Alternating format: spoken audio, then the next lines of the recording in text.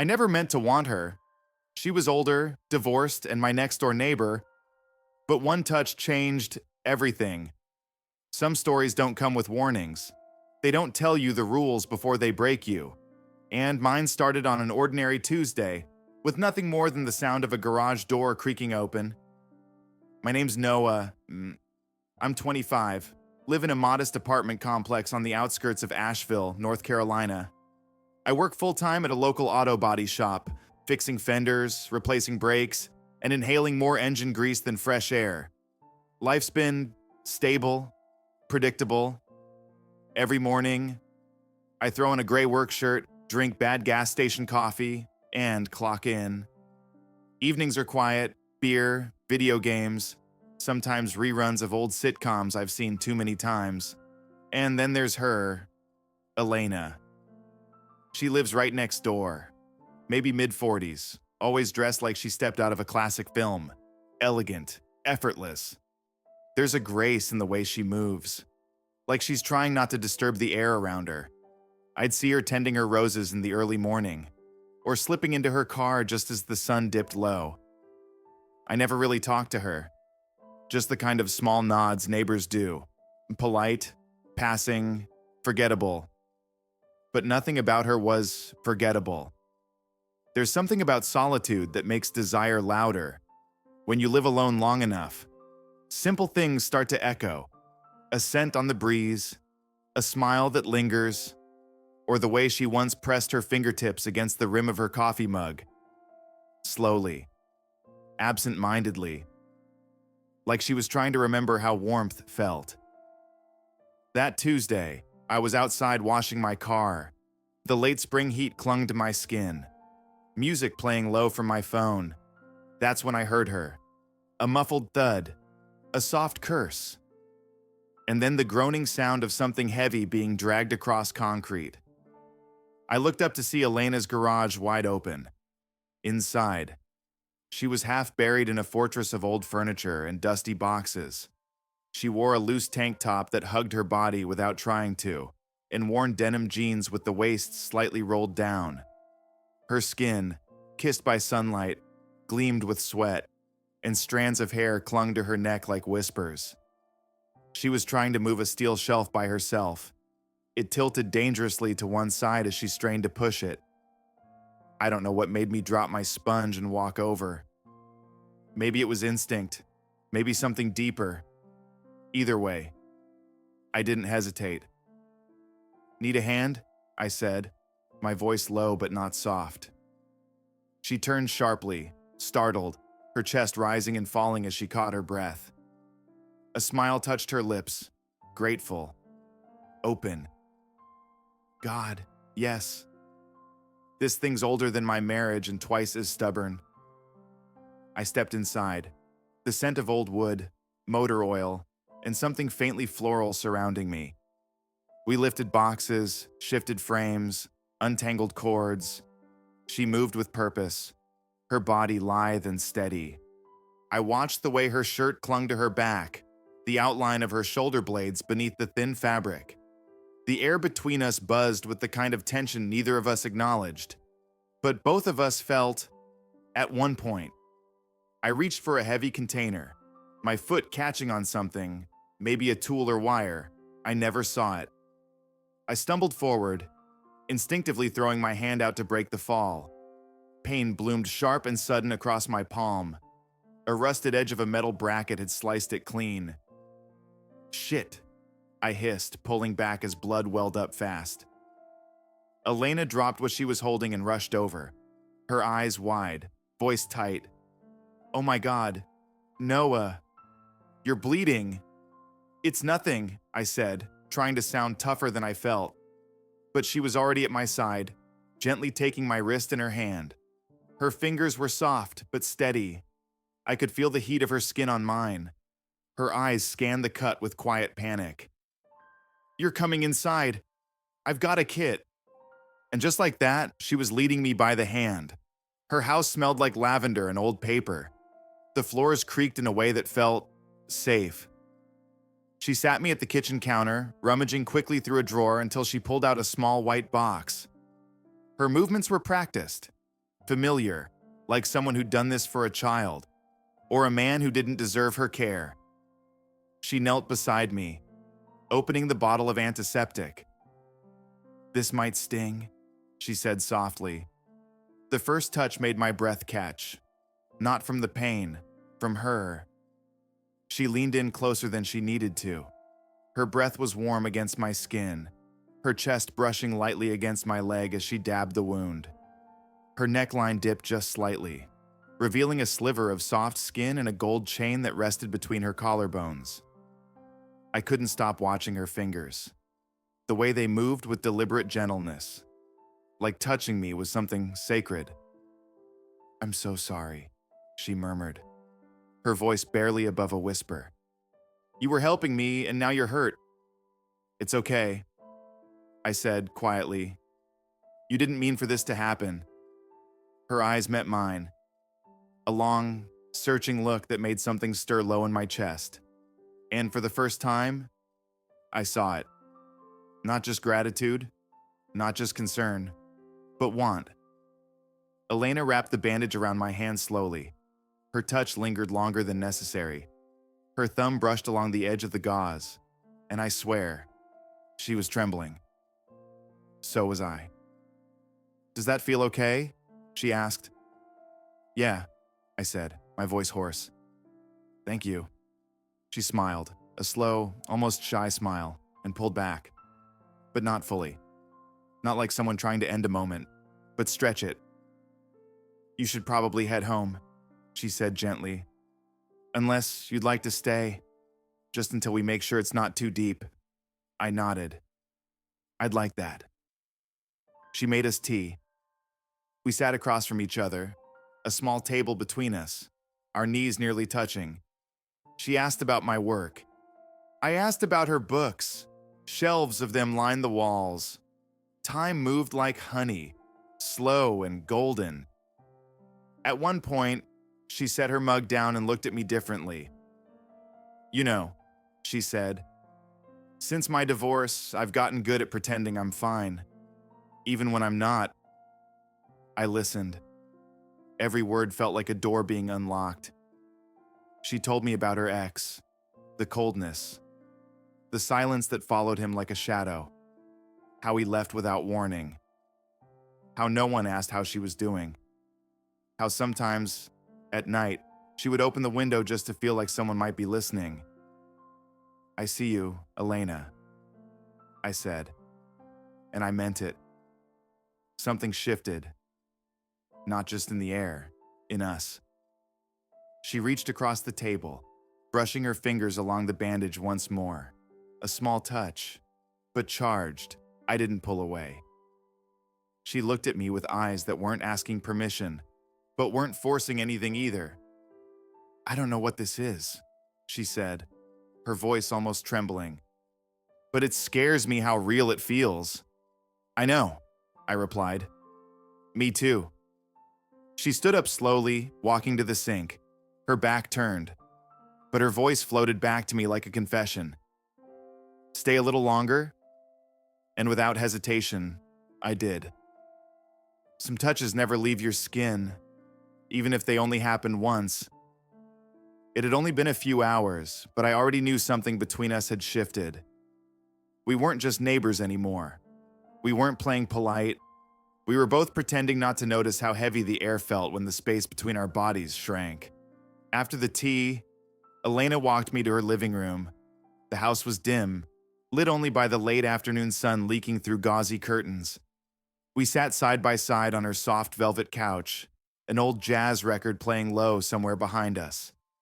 The music felt like it belonged to another time, like this whole moment had been torn out of a dream. She curled her legs beneath her, still barefoot from earlier. Her skin shimmered faintly under the golden light, her collarbone peeking through her loose sweater. I remember thinking how incredibly unfair it was, how a simple sigh from her could stir something deep in me, something I hadn't let surface in a long time. We talked more about our families, our regrets.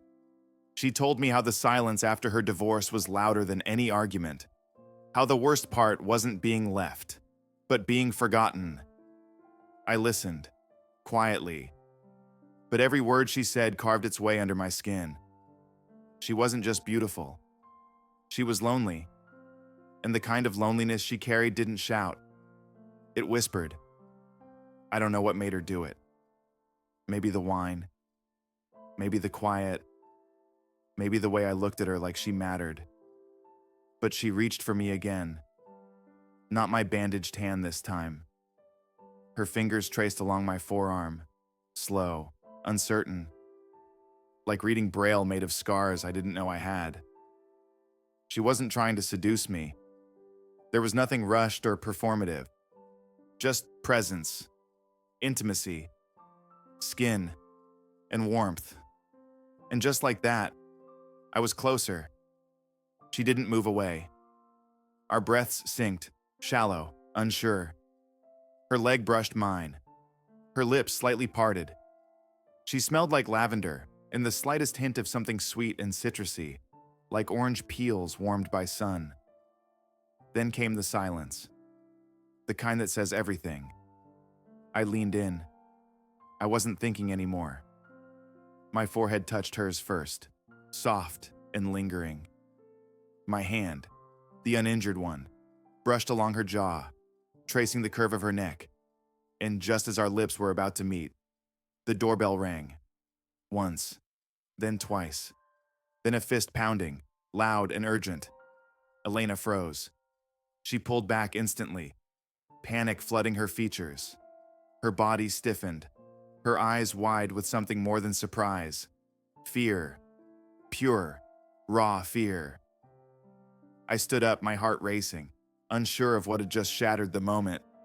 Then came the voice, low, firm, and unmistakably male.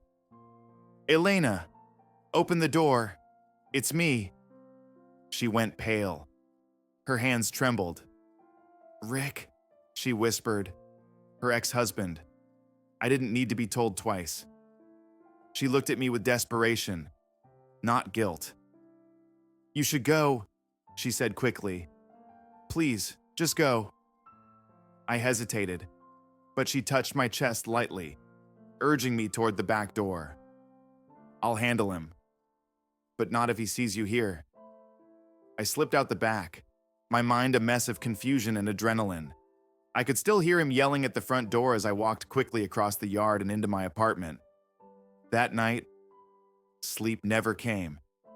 Every word, every touch, every unfinished kiss played on repeat in my head. But more than that, the look in Elena's eyes haunted me. That wasn't just fear of being caught. It was something deeper. History. Pain. 2 days passed, then 5, then 10. We didn't talk. I saw her once, taking out the trash. We exchanged nothing more than a glance. There was something different in her eyes. Distant. Guarded. One night, I dreamed about her. But it wasn't a dream I wanted. It felt invasive. We were in her kitchen, and she was wearing the same dress she had on that night. Except this time, there was another presence, a shadow in the doorway, watching, waiting. I woke in a sweat, heart racing, body aching. Something inside me had been triggered, so I knocked on her door. She opened after a long pause. Her hair was loose, her face bare. No makeup, no performance. Just the real Elena, the one I missed. I'm sorry, she said before I could speak. I didn't expect him to show up. He's been around more lately. I nodded, not sure what to say.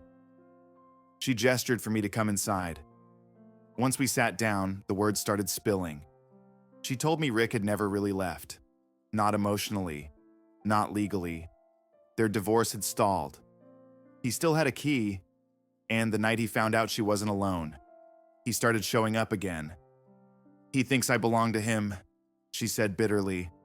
I looked around her house, cozy, decorated, hers, and tried to imagine what it must have felt like to have it invaded by the past. Did he ever hurt you? I asked quietly. She hesitated, then nodded. Once, years ago, I didn't report it. I should have, but I was scared. He's charming when he wants to be. No one believed me. Her voice cracked, and she paused to regain control. But I got out, and I rebuilt my life. Slowly, quietly. I wanted to reach for her, to hold her, but I didn't. Not yet. Then she said something that took my breath away. I lost a child. Noah. I blinked, caught off guard. She was stillborn, a daughter. It was the thing that broke me the most. Rick never talked about it, never touched her name. I mourned alone. She stood and walked to a nearby bookshelf. From behind a photo frame, she pulled out a small envelope. Inside it was a note, folded and worn. She handed it to me. In faint handwriting, it read, "If I ever love again, I hope it's someone who sees all of me, even the broken parts." My throat tightened. I looked up at her, but she was already turning away, trying to hide the moisture in her eyes. "That's why I've kept people at a distance," she said. "But you scare me." "Why?" I asked gently. "Because you see me," she whispered. And in that moment, I understood. Elena wasn't afraid of Rick. She wasn't afraid of being touched. She was afraid of being loved, truly, fully, after being invisible for so long. "I don't want to hurt you," I told her. "You haven't," she said, "but I might hurt myself if I let this happen." We stood there, facing each other, not touching, not kissing, but closer than ever. She didn't ask me to stay, and I didn't ask to leave. But we both knew. Something had begun. Something neither of us could ignore anymore. Sometimes, the things we bury deepest are the ones that beg the loudest to be heard. Elena didn't text me the next day, or the day after that. But the silence between us wasn't the kind you fill with distractions. It was loaded. Thick, heavy like the summer air before a thunderstorm. We had crossed a line, not with our bodies, but with our truth. And sometimes, the weight of being seen is heavier than the weight of being alone. I tried focusing on work. I stayed late at the garage, offered to take extra shifts. My boss noticed I was quieter than usual. I wasn't thinking about engines or spark plugs. I was thinking about her hands brushing my forearm. Her confession. That single line, "Because you see me." That night, I dreamed of her again. But this time it wasn't sensual or threatening. It was soft. She was sitting on the edge of my bed, fully clothed, looking at me like she was asking for permission to cry. She didn't speak, but I understood. The next evening, just after sunset, my phone buzzed. "Elena, would you come over? I made dinner." No pressure. There was nothing casual about those words. Every part of them trembled with meaning. I replied almost instantly, "Yes, I'll be there in 10. I threw on a clean shirt, checked myself in the mirror, looked like someone going on a first date, even though this wasn't supposed to be one. Her front door opened before I could knock. She wore a deep navy dress, simple, sleeveless, and no shoes. Her hair was tied up loosely, a few strands falling gently across her cheekbones. She looked effortless. "You made it," she said softly, stepping inside. The dining table was set for two, candles, music playing low, chicken marsala, roasted vegetables, and a bottle of red wine already breathing beside two half-filled glasses. "You didn't have to. I wanted to," she interrupted, her eyes flicking away. Dinner passed in conversation that wasn't entirely casual but not yet dangerous. We talked about music, old movies, childhood places, laughed more than I expected. I even told her about the time I accidentally welded my glove to a car frame. She laughed, this full melodic laugh I hadn't heard before. It made something in my chest loosen. but I could feel something building under it all, a tension that had nothing to do with romance or wine. Something unspoken pressing against the walls of the room. After dinner, she invited me to the living room again. We settled into the couch like we'd done before, but this time there was no space between us. Her knee touched mine. Her arm brushed my sleeve. She swirled the wine in her glass, staring into it like it held answers. Then she spoke. You know, after Rick left, I spent months convincing myself I liked the silence. Her voice had changed, quieter, slower, more raw. But the truth is, I started talking to the walls, playing the same songs over and over just so the house wouldn't feel so empty. I didn't say anything. I just watched her. Then you moved in, she whispered. And suddenly I was making excuses to be outside, checking the mail at the same time every day, hoping you'd say more than hi.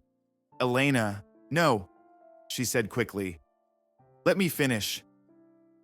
She looked at me, really looked at me, and I felt like she was undressing something deeper than skin. I told myself you were too young, that I was just lonely, that this was nothing. But it's not nothing, is it? I swallowed. No, it's not. I've tried to ignore it, she went on. Tried to be good, be reasonable, be careful. But when I'm near you, I forget how to breathe. The way she said that, breathless, terrified, it did something to me. Made me forget every rule I ever followed. I leaned in, but this time, she met me halfway. Our mouths brushed. Not a kiss. A question. Her hand slid along my chest, over my shoulder, and settled behind my neck. She pulled me in deeper, not with force, but with hunger. A quiet kind. The kind that comes from too many nights alone with unsaid feelings. When we kissed, it wasn't fireworks. It was slow burn. Long, aching, drawn out. Like we'd both waited years for someone to kiss us like we meant something. Her hands explored my back. Not urgently, but deliberately. My fingertips traced the length of her spine. She arched into me slightly, her body warm and yielding. And for a moment, everything else, Rick, fear, the world outside, disappeared. Then came the knock. 3 loud, angry pounds on the door. We froze. Her head dropped against my shoulder. I felt her breath catch. Then the voice. Again. Elena. I know he's in there. Open the goddamn door. This time, he didn't just knock. He banged.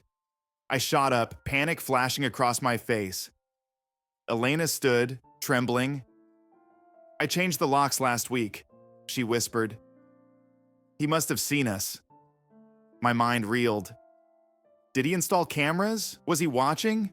Listening? Elena, you need to call the cops. I can't.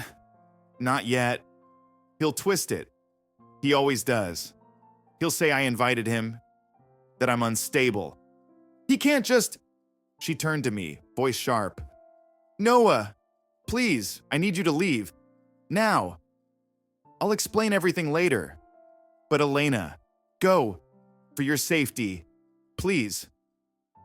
I backed away, grabbing my keys and moving toward the back. As I left, Rick's voice grew louder, more threatening. Elena, don't make me break this door down. Her last words before she shut the door behind me weren't filled with fear. They were filled with something worse. Defeat. I'm sorry. That night, I barely slept. I kept checking my phone. No message. No update. I thought about going back, but I knew it wouldn't help. The next day, she didn't answer her door. Or the next. Then a car pulled into her driveway. A young man, probably around my age. Athletic build. Same dark eyes. Her son. They hugged tightly. Long. Like a reunion that carried weight. And that's when it hit me. This wasn't just about me and Elena anymore. There were more pieces in her world than I could see. More people. More damage. Later that week, I ran into him, Mike, her son, in the driveway. He looked at me with a mix of curiosity and something colder. "You're the mechanic, right?" he asked. "Yeah, I live next door." He studied me for a beat. "Just be careful. With my mom." It wasn't a threat. It was a warning. He knew something had happened. And he wasn't wrong to be concerned. Because something real. Something neither of us knew how to name. Some loves don't burn out. They just quietly smolder, buried beneath everything we're too afraid to lose. A week passed, then two. The summer heat faded into early autumn, and the nights started to get colder. But inside me, something stayed warm and aching. I didn't see Elena for days at a time. When I did, it was across the yard. A distant silhouette behind her curtains or a fleeting glimpse as she brought groceries in with Mike. Her son stayed longer than I expected, and I knew why. Rick had stirred something toxic back into her life, and I had stirred something dangerous into hers. And yet, neither of us could unfeel what we had felt. One evening, as I sat alone on my apartment floor, a quiet knock came at the door. I knew it before I opened it. She was standing there, wearing a gray sweater too big for her frame, her face pale and bare, but her eyes, those deep, dark eyes, were tired in a way I hadn't seen before. "Can I come in?" she asked softly. I stepped aside. She walked in like she didn't know where to begin, not like the confident woman who offered me tea weeks ago. This was someone unraveling. We sat, and for a moment, neither of us said anything. Then she took a deep breath. "I've been thinking about that night," she whispered, "and all the nights before it, and after." I watched her fingers tremble slightly as she rested her hands in her lap. Her nails were chipped, her skin dry. She looked like she'd been holding everything in for too long. "You didn't ruin anything, Noah," she said, voice fragile. "But something between us. It changed the way I saw myself." I tilted my head slightly, unsure what she meant. "I haven't let anyone close in years. Not really. I told myself I didn't need it, didn't want it. But I lied. Elena, I. She shook her head slowly. "I wanted you. I still do." Those words struck me like lightning. But then came the thunder. "But I'm scared, Noah. I'm scared that if I let myself fall into this, I'll drag you into something you shouldn't have to carry. Rick won't leave me alone. Mike's already suspicious. And the neighbors, they talk." I reached for her hand. She didn't pull away. "I don't care what they say," I told her, my voice steady. "But I do," she whispered. "I care about what this could do to you, to your future. I'm in a mess I haven't cleaned up yet, and it's not fair to ask you to step into it." The silence that followed wasn't cold. It was heavy, tender, final. Then she pulled something out of her bag, a note, folded, familiar. My handwriting. I blinked. "You dropped this," she said. I unfolded it, heart pounding. I'd written it weeks ago and never meant for her to see it. "If you ever need to run, I'll be the road that waits for you." She looked at me, tears brimming. "That's why I came here tonight, to say goodbye the right way." I didn't speak, because I knew what goodbye sounded like when it was the only thing left to say. She leaned forward and pressed her forehead against mine. No kiss, no promises, just heat and grief, and a still burning love we couldn't name without setting fire to everything else. "I wish I met you in another life," she whispered. I nodded, swallowing the lump in my throat. "Me too." Then she stood, turned toward the door, and paused. "I'll always see you," Noah. And she was gone. I didn't see her the rest of that month, or the next. The house next door went quiet again. The lights dimmed earlier. The flowers in her yard were left to wither. She moved through the world like a ghost. Polite smiles, lowered eyes. But I saw her, and she knew it. Until one evening, after a long shift, I came home to a note tucked under my door. No envelope. No name. Just 5 words. Dinner, Saturday. My place, please. My heart nearly jumped through my ribs. Saturday came. I showered twice. Changed shirts 3 times. Tried, and failed. To calm the storm inside me. Her house looked the same from the outside. But when she opened the door, everything had changed. She was glowing. Not in the romanticized sense, but in the real way. Like someone who had finally forgiven themselves for wanting more. She led me in without a word. Dinner was quiet, warm, familiar. We didn't talk about the past, or Rick, or what went wrong. Afterward, we sat again on the couch. She turned to me. "I'm leaving Asheville," she said suddenly. My stomach dropped. "But not forever." She smiled faintly. Mike got me into a writing workshop out in Boulder. 6 weeks. Just space to breathe, to write, to think. I nodded slowly, unsure what I was supposed to say. "I need this," she continued. "But I didn't want to leave without seeing you again, without letting you know that night wasn't the end. It was just the beginning of something I wasn't ready for." I looked at her for a long time, and then I said it. Maybe we both needed time apart to figure out what this really is. She reached over, took my hand, squeezed it gently. "I still want to find out," she said. And just like that, there it was again. That possibility. That small, tender thing that refused to die, no matter how much reality tried to smother it. I walked her to the door that night. And before she left, she turned and kissed me. Slow. Certain. It didn't feel like an ending. It felt like a beginning on pause. Weeks passed. I got a postcard in the mail, no return address, no name, just a photo of a quiet mountain road, and 4 words written in blue ink. "I haven't forgotten you." I smiled. Because neither had I. And maybe love doesn't always come wrapped in easy timing or perfect packages. Sometimes it comes late, messy, and complicated. But when it's real, you feel it in your skin, in the silence, in the things you don't say. And when the time is right, you don't have to chase it. You just open the door and let it walk back in.